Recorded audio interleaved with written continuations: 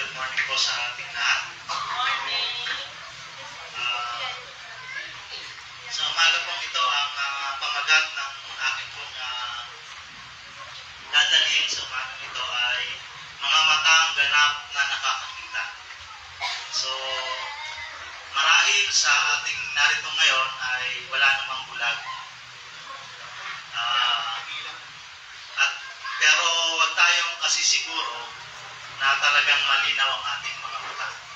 Dahil ito po ang ating pong pag-uusapan ngayong umagang ito. So, ang ating pong dadalhin ay mula sa aklat ng Juan 9:1-41. Pero ang ating pong babasahin ay 1-7 at yung golden text na 39. So, ito po ang sabi. Sa paglalakad ni Jesus, nakita niya ang isang lalaking ipinanganak na bulag. Tinanong siya ng kanyang mga alagad, "Guro, sino po ang nagkasala at ipinanganak na bulag ang lalaking ito? Siya ba o ang kanyang mga magulang?" Sumagot si Jesus, "Ipinanganak siyang bulag dahil hindi dahil sa nagkasala siya o ang kanyang mga magulang, kundi upang mahayag ang kapangyarihan ng Diyos sa pamamagitan niya.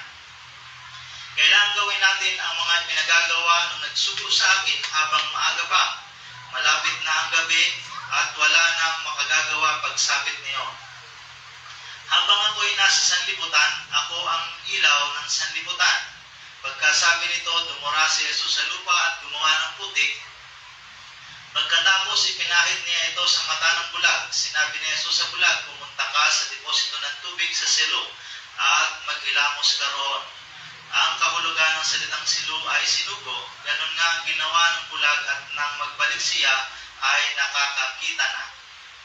Yung golden text po natin sa 39, ito po ang sabi. Sinabi pa ni Jesus, "Isang kahatulan sa sanlibutan ang pagparito ko upang makakita ang mga bulag at mabulag naman ang mga nakakakita." Pagpapala po ang pagkabasa ng kanyang mga salita. Sadali po tayong manalangin. Maraming Diyos na makapangyarihan, Lord, sa umaga pong ito, dalangin po namin na ang iyong pong patnubay ang siyang gumabay sa amin upang maunawaan namin lubos, Panginoon, ang mga salitang nakasulat sa aklat ng Juan chapter 9 verse 1-41. Dalangin naman, Ama, na buksan mo ang aming mga mata upang tunay naming makita, Panginoon, ang nais mong iparating sa bawat isa sa amin. Ito po ang aming samot dalangin sa pangalan ni Kristo Jesus. Amen. So, ayun po. Sa atin pong mga binasang talataan, sa John 9:5, ito po ang sabi, "Habang ako'y nasa sanlibutan, ako ang ilaw ng sanlibutan." So, ang una pong puntos na akin pong nakita sa mga talatang ating binasa ay ang Diyos ang nagbibigay ng liwanag. So, siya po ang nagbibigay ng liwanag kasi siya po ang ilaw. Sabi niya doon sa verse 5. Siya ang nagbibigay ng liwanag upang tayo'y makakita ang ganap. So, talagang tunay na kung wala tayong liwanag na sa ating paligid o tumatanglaw sa atin, ay kung tayo, halimbawa, kayang literal na madilim, kung wala tayong dalang ilaw, ay talagang wala tayong makikita. Puro kadilim lamang. So, napakahalaga po ng liwanag sa ating pong buhay. Ang ilaw, sapagkat ang mundong ito ay nababalot ng kadiliman. So, kahit na po katulad nito, ang kadiliman pong sinasabi dito ay hindi naman gabi, kundi kadiliman na sa pamamagitan ng kasalanan at kawalang kaalaman sa katotohanan espiritual. So, ang mundo pong ito ay nababalot ng kadiliman dahil sa mga kasalanan at sa kawalan ng kaalamang espiritual ng maraming mga tao. So, kaya napakahalaga po ng liwanag na dala ng ating Panginoong Jesucristo nung siya ay pumarito sa sanlibutan. Subalit, sinabi niya kasi dito, "Habang ako'y nasa sanlibutan, ako ang ilaw ng sanlibutan." So, ibig bang sabihin, pag alis niya nung siya pumunta sa langit ay nawala na ang ilaw? So, yun po ang maaari natin itanong sa ating sarili. Subalit, ang Diyos po ay napakabuti sa bawat isa dahil hindi po niya hinayaan na tayo ay magpatuloy sa kadiliman. At dahil sa atin pong pagsunod sa kanyang kalooban, at ating pagsunod sa kanya pong mga nais na dapat nating gawin, tinanggap natin ang ating Panginoon sa ating buhay, nagre-reflect po ang kanyang kaninningan sa bawat isa sa atin na tayo ngayon ang nagsisilbing ilaw ng sanlibutan ito. Tayo po ang huwaran, mga Kristiyanong huwaran ng sanlibutan upang ang ilaw na daladala ng ating Panginoong Jesucristo ay manatili sa sanlibutan ito sa pamamagitan natin. Sabi nga po sa Mateo 5:14 na ito po ang sabi, kayo ang ilaw ng sanlibutan, ang isang lungsod na nakatayo sa ibabaw ng burol ay hindi may tatago. So ibig sabihin, pag ilaw po talaga, kadalasan po yan ay inilalagay talaga po sa mataas na lugar upang malawak ang kanyang nasasakupang liwanag. Bagaman may mga ilan na ang ilaw ay inilalagay sa ilalim ng higaan, yun po ay lang, para pag matutulog, parang night light lang po yun. Pero kadalasan talaga, pag ang gamit mo sa ilaw ay para makakita ka, ay inilalagay ito sa mataas na lugar, katulad po ng isinampol dito na isang lungsod na nakatayo sa ibabaw ng burol na hindi maitatago. So talagang yung kanyang liwanag ay makikita ng bawat isa. So yun po ang ating katatayuan sa mga pagkakataong ito na dapat tayo ang nagpapatuloy ng liwanag na daladala ng ating Panginoong Jesucristo nung siya ay pumarito sa lupa. So pangalawang puntos po ay faith with action. Sabi po sa 6 hanggang 7, ito po ang kanyang sinabi. Pagkasabi nito, dumura si Jesus sa lupa at gumawa ng putik. Pagkatapos, ipinahid niya ito sa mata ng bulag. Sinabi ni Jesus sa bulag, pumunta ka sa deposito ng tubig sa silo at maghilamos ka roon. Ang kahulugan ng salitang silo ay sinugo. Ganun nga ginawa ng bulag at nang magbalik siya ay nakakita na. So, yun po ay faith with action. So, bakit kaya, tanong natin sa ating mga sarili, bakit kaya pinagkaabalahan pa ni Jesus na gumawa ng putik at hilingin sa lalaki na humayo at maghilamos? Bakit hindi na lang niya sinabing, ngayon din ay gagaling ka, katulad nung kung natatandaan natin yung babaeng nakahumawak sa kanyang balabal. That time, on the spot, sinabi niya, gumaling ka. Pero bakit sa bulag na ito ay hindi niya sinabing gano'n? So ito'y upang subukin ang lalaki sa kanyang pananampalataya at sa pagsunod. Siyempre, maaring marami ng mga nilapitan itong bulag na lalaki nito, hindi lang siya kundi yung kanyang mga magulang. Marami na silang pinuntahang mga espesyalista o anumang mga manggagamot that time. Pero hindi siya gumaling at siguro kung talagang wala siyang pananampalataya sa pagkakataong ito, ay hindi rin siya sumunod. Pero ginawa yun ng lalaki dahil siya ay mayroong pananampalataya at pagsunod sa ating Panginoon. Pansinin din natin na simpleng bagay lang, it's a simple thing, putik lang ang ginamit ng ating Panginoon, pero God make amazing things. So parang napakamangha ng kanyang ginawa. Putik lang pero yung lalaking ipinanganak na bulag ay nakakita. So sa pagkakataon ito sa verse na yon ay meron po akong isang maidadagdag na kung halimbawa tayo mga Kristiyano kaya ito kasi putik ang ginamit ng ating Panginoon upang makakita yung bulag. So naisip ko na kung tayo mga Kristiyano ang ginamit ng Panginoon ay siguro mas maraming kaluluwa o bulag ang makakakita. Makakagawa siya ng mga kamanghamanghang bagay sa pamamagitan natin. Kasi putik ito na ginamit ng ating Panginoon pero nakakita yung bulag. Nabuksan yung kanyang mga mata. Ngayon kung tayong mga Kristiyano ang nagpagamit sa ating Panginoon, katulad ng ginagawa ng Labasan Church of Christ na humahayo sa bawat sityo, humahayo sa mga bahay-bahay, tayo mismo ang ginagamit ng Panginoon. Napakalaking kamangha-manghang bagay ang magagawa sa pamamagitan natin dahil maraming kaluluwa ang mabubuksang ang kanilang mga mata at ganap na makakita sa katotohanan spiritual na nais ng ating Panginoon sa bawat isa sa atin. So, isang bagay po yon na akin pong ma-share sa umagang ito na let's imagine ourselves na kung tayo ay papagamit sa ating Panginoon katulad ng putik na kanyang ginamit sa isang bulag, pinanganak na bulag. So, yon. So kung tayong sa pagkataong ito ay putik nga yung ginamit ng ating Panginoon, upang makita yung bulag sa panahon natin ngayon, kung tayo magpapagamit sa Panginoon, maraming kaluluwa nga ang lubusang makakita sa katotohanan espiritual. At ang letter C po ay, huwag dapat tayong matakot na magpatotoo para kay Jesus. Kasi dito po sa verse 20, kung itutuloy po kasi natin yung mga talataan na yon, ay inimbestigahan kasi itong lalaki, itong bulag na lalaki, ng mga Pariseo. Bakit siya nakakita? At hindi sila makapaniwala na itong bulag na lalaking ito ay talagang bulag, ipinanganak na bulag. Kaya pinatawag nila yung magulang itong lalaki at nung habang tinatanong, ito po ang sagot ng mga magulang.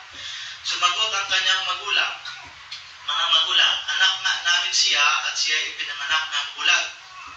Ngunit hindi po namin alam kung bakit nakakakita na siya ngayon o kung sino ang nagpagaling sa kanya. Siya na po ang tanungin ninyo, may sapat na siyang gulang at makapagsasalita na siya na para sa kanyang sarili. Ganoon ang sinabi ng kanyang mga magulang dahil takot sila sa mga Hudyo.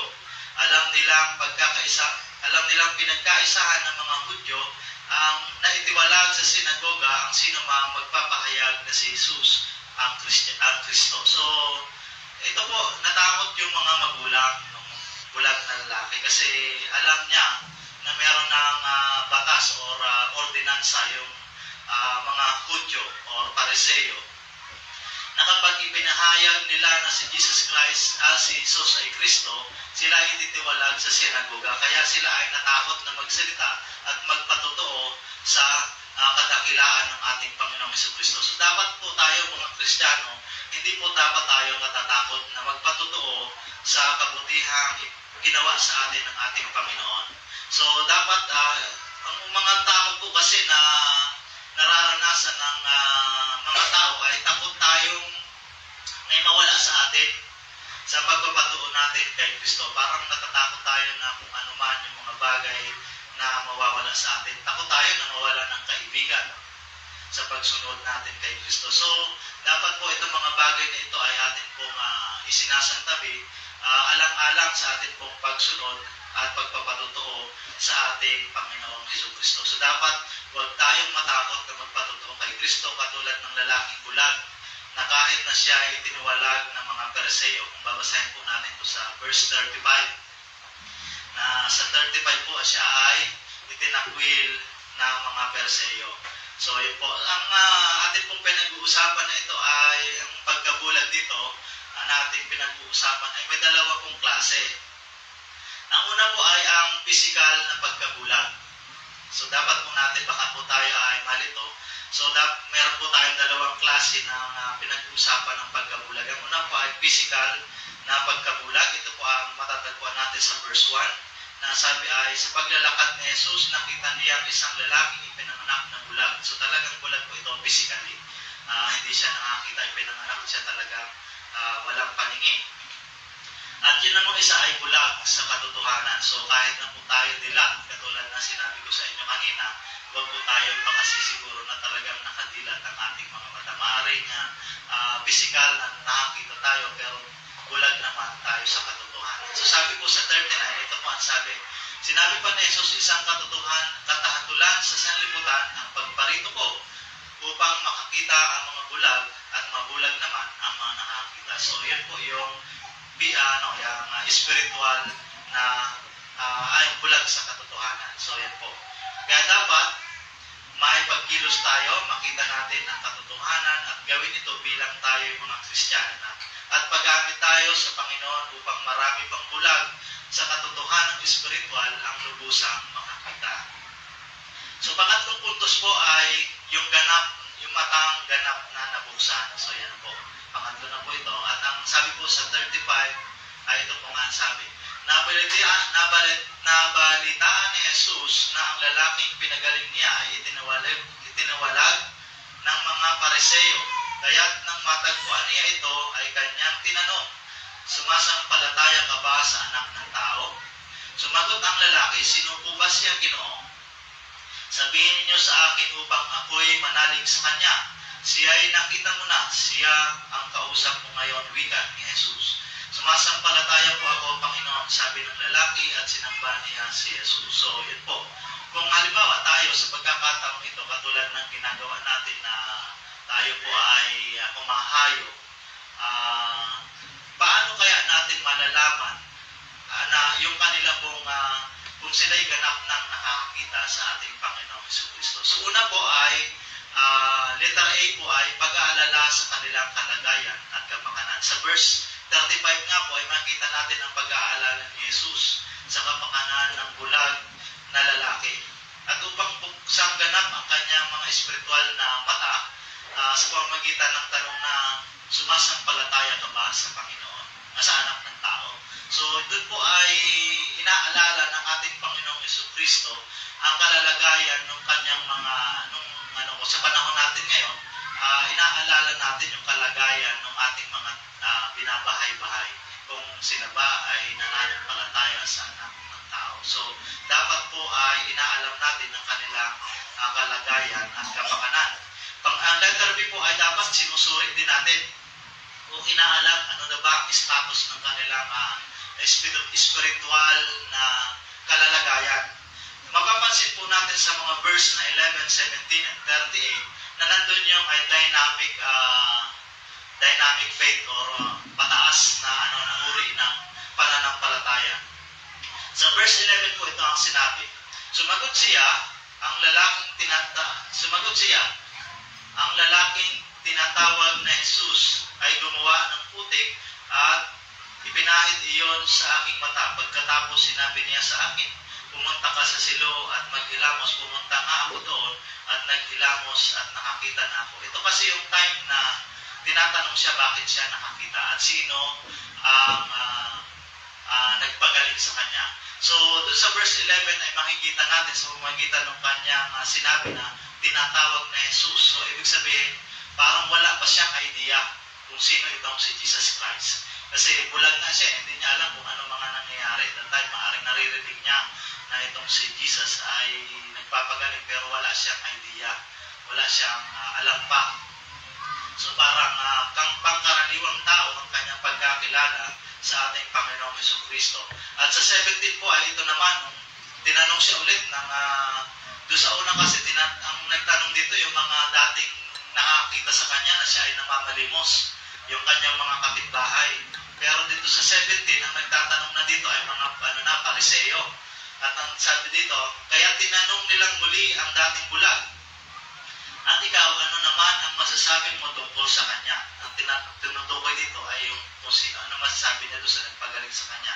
Dahil pinagaling niya yung mga mata, isa siyang propeta, sagot niya. So, nag-umangat mula sa, ang sabi niya, tinatawag na Jesus. So, parang wala siyang idea. Pero dito sa 17, ay ang kanyang pagkakilala na ay isa siyang propeta. Yun ang kanyang tugon. At sa 38 naman, ay ito naman ang sinabi. Si Jesus Christ na ang kaharap niya dito. Sumasampalataya po ako, Panginoon, sabi ng lalaki, at sinamba niya si Jesus. So, makikita natin doon yung dynamic faith na nung bulag na lalaki mula sa walang idea, tumaas sa pagiging propeta hanggang sa tinanggap niya bilang Panginoon niya sa kanyang buhay. So, dapat po ay inaalam natin at sinusuri din natin yung mga tao na atin pong pinupuntahan kung ano na ba ang uri ng kanilang pananampalataya. Nasa batas na ba sila ng kanilang pananalig sa ating sa pananampalataya ang ating dinadala sa kanila. So, sa pagkakataong ito, mababakas natin na ganap na nabuksan ang matang espiritual ng lalaki. Ganon pa man, maaari pa rin po tayong lumago ang ating mga mata sa pamagitan ng kung napapansin po natin na tayo nga po ay mga Kristiyano na tayo po ay ganap ng nakakakita, ay pwede pa rin po itong maging malabo at baka po tayo ay umabot sa pagkabulag muli. Kasi yun ang sabi doon sa 35. Pero ito nga po yung mga dahilan, pwede tayong lumabo ang ating mga mata. Ito po ay yung spiritual na pagmamataas. So doon sa 16 po ay minsan ito ang sabi ng ilang Pariseo, hindi maaaring mula sa Diyos ang tao yun sapagkat hindi niya ipinangingili ng araw ng pamamahinga. So parang nandun po yung kanilang pagmamataas. Kung babasahin po kasi natin ito, dun pa sa verse 26 to 30, ay talagang makikita po natin dun yung parang pagmamataas nila na sila ang mas mataas ang spiritual na kalalagayan nila. So, yun po ay isa sa mga bagay na makapagpapalabo ng ating mata kung hindi po natin ito mababantayan sa ating mga sarili. Ang pangalawa po ay yung nagbubulag-bulagan tayo sa mga pagkakamaling ating pong ginagawa. Nagbubulag-bulagan sa katotohanan dahil sa hindi pati natin paggamit ng ating spiritual eye o yung ating kaalamang spiritual. So, minsan, nakakagawa tayo ng mga bagay na alam nating hindi kalugod-lugod sa Panginoon, pero patuloy natin itong ginagawa. Yan po ay magiging sanhi ng ating pong pagkabulag at paglabo ng ating matang spiritual. So dapat po ay binabantayan din po natin ito.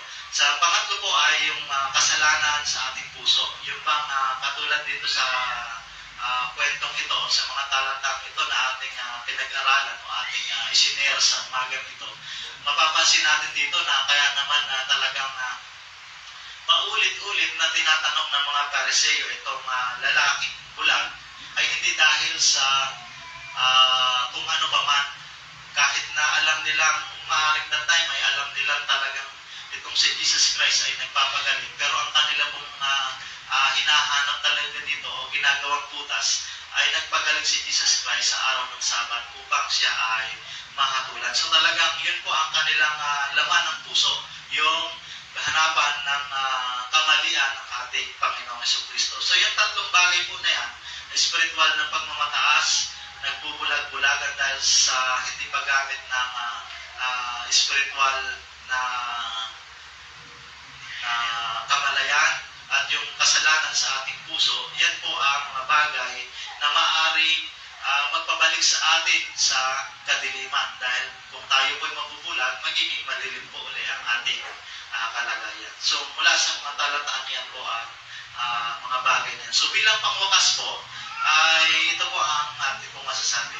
Ngayon na nakita natin ang pagtatagpo ni Jesus at ng bulag na lalaki, ang kabulagan ay may dalawang kahulugan. Nga pong binanggit ko kanina, physical at spiritual.